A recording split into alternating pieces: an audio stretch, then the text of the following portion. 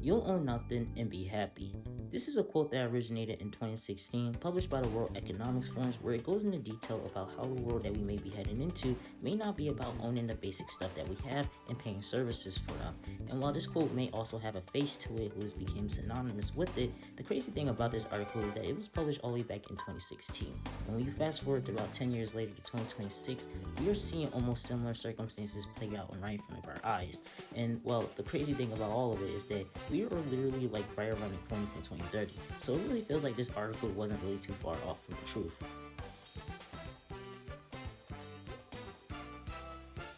So in 2014, the racing game genre was at its all-time peak, and Ubisoft, seeing this, decided it would be a good time to jump in with their own unique racing game themselves, this being The Crew. Now I'm sure many people may have heard of this game, as if you were a Need for Speed fan too, you may have also gotten into this game. However, the difference was that this game actually had an entire United States map, which featured multiple cities and locations, which means you could pretty much explore the entire country with your friends, get into police chases in different cities, and it was just a very overall unique game, especially for 2014. However, when Ubisoft did release this game, it did pretty well and developed a little bit of a cult-like fan base, but it was overshadowed by many of its competitors. But the reviews for it on launch was pretty good though, but in recent years they took a little bit of a hit, and this is because in 2024, Ubisoft, probably realizing it probably wasn't a decent financial choice to keep these servers still active, decided to come and pull down the Crew 2 servers, effectively shutting them down for all users. Which means if you were playing this game around this time, you were almost instantly kicked out of whatever match you were joining. And because this game was online multiplayer only with no single player component, this almost made the game unplayable. And as you can guess, people were pretty much pissed, rightfully so. An entire movement titled Stop Killing Games would be formed as a response to all of this, with their main goal in mind is to get companies like Ubisoft to provide some form of functionality to their games even after they decide to shut them off. I also think some streamer guy became a locale in the midst of all of this, and let's not forget a Ubisoft exec also went viral for saying gamers should be getting comfortable with not owning their games. Now, I'm sure their stock didn't take a big hit from this, but Ubisoft did release a sequel in 2018, but this sequel has the unfortunate pleasure of having that classic Ubisoft downgrade, just being an overall bad game in terms of an overall sequel. I mean, you can literally go on YouTube right now and look at videos of the two games getting compared to each other, and the downgrade is pretty goddamn obvious. Now, if you want to support Stop Killing Games, they do have a website where you can go and support their campaign, which I'll leave a link for in the description of this video. So after a long day of work, you decide to come home and binge watch one of your favorite TV shows. Maybe Breaking Bad comes to mind. I hear it's a very popular show to watch. However, you start to notice at the bottom end there's a little tab that says leaving soon, and then you come to realize that you probably won't be able to watch the show the way you want to these days. It's clear that ever since 2020, streaming services has become an absolute hellhole for anybody who just wants to watch a TV show. From ludicrous prices that doesn't even get you an ad-free experience, you also gotta remember that behind the scenes, there are also disputes between who actually owns the distribution rights to many of these popular IPs. So there's a good chance you can't get too comfortable knowing that some of your favorite cartoons most likely won't last on Hulu too long, because one day, Warner Bros. And Hulu might want to get into it with each other. In recent news though, Sony has just announced that it is removing over 500 movies from people's catalogs and libraries, with no announcement of a refund. So, it's no doubt that ever since the 2010s, physical media such as movies and video games has been on a bit of a decline. Ever since the rise of streaming services and platforms like PlayStation and Microsoft switched into a digital storefront to help cut on costs of production. And while in some cases this has provided convenience to some gamers who don't really get out of their houses and do anything, this has pretty much led to one problem though. You don't actually own none of the games. You ever see these little things pop up every time you boot up a game? Well, these are called terms of services, or short TOS, and they're mostly prominent in live service games, but these things are full of a bunch of nonsensical bullshit that you wouldn't expect any gamer who just wants to have some fun and sit down and read through. So this leads to some companies hiding a lot of mischievous stuff inside of these TOSs.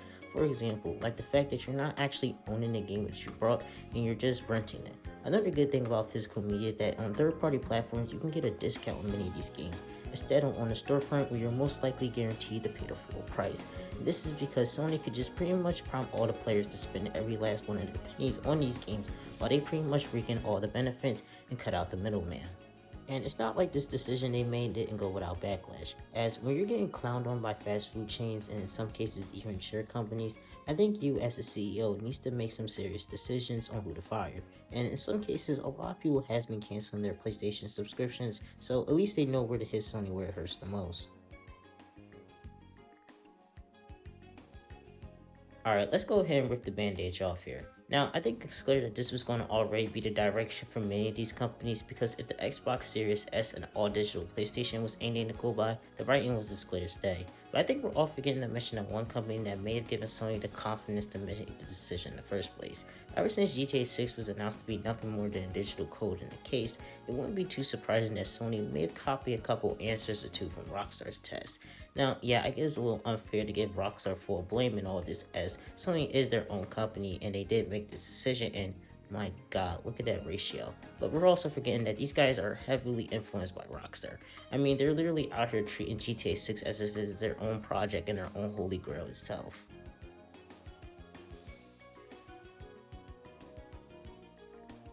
So, with there being talks that the PlayStation 6 and the Xbox Helix is right around the corner and costing anywhere between $800 to $1,000 plus, I think we can safely say that these companies are not ready for this launch because not only is production of these consoles going to greatly exceed any form of profits they're going to make, but I think these companies are forgetting to properly address the elephant in the room here, and that is that this generation has been, well, how do I say this?